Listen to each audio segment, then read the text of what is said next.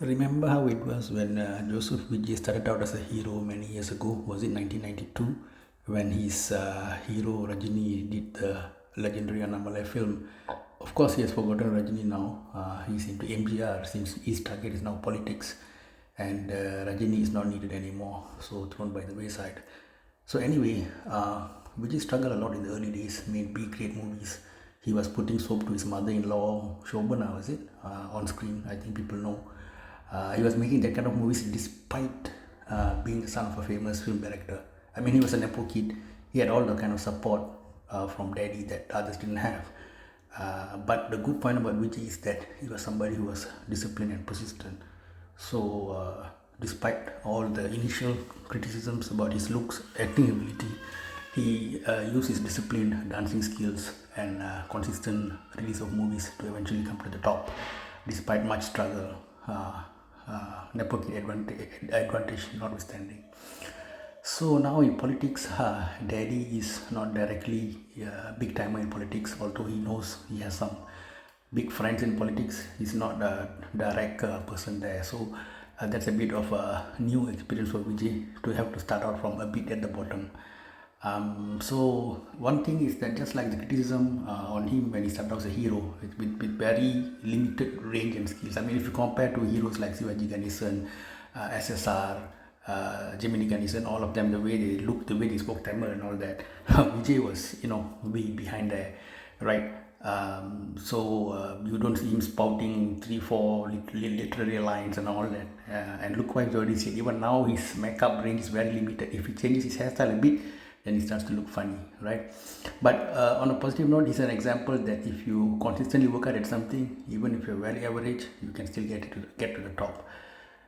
So now the thing is that you know politicians, especially those 60s, 70s batch, the way they spoke Tamil on the stage, and in fact, Mr. Karunanidhi was a script writer for the films.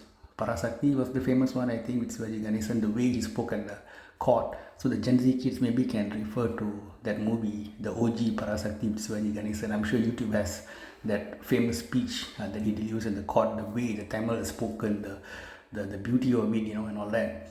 So now, compared to those kind of politicians who were hardcore public speakers, who went to the ground, who campaigned left, right, and center, who like really, and for example, MGR, how close he was to the people, how he gave welfare even when he was poor itself. Now, Vijay's story about sudden concern for the public and all that only came back recently after he got interested in politics. Before that, the headlines were more about his Rolls Royce not paying tax and all that. So, Vijay seems to be setting the bar low. Just like the way he set the bar low as a hero, he's famous in Tamil Nadu with daddy's help, a bit in Kerala, maybe Sri Lanka, and some people who go overseas. But overall, compared to Rajini, Kamal in Hindi, even compared to Dhanush and Surya in Hindi and northern areas, right? So where is Vijay, right? He's in comfort zone of Tamil Nadu, okay? So underperformer, nepo kid, you tell me. So now in politics, he has brought a new low to the standard of politicians in Tamil Nadu. This is my theory. If you all don't agree, please share in the comment section. So basically, he is a new level standard whereby he doesn't even open his mouth.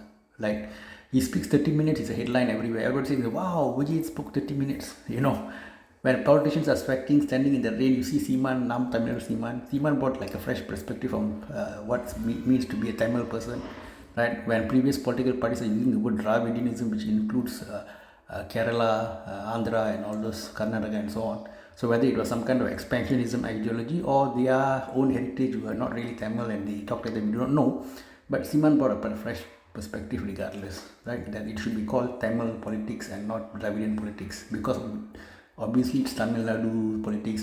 That seems so obvious, isn't it? Why you're making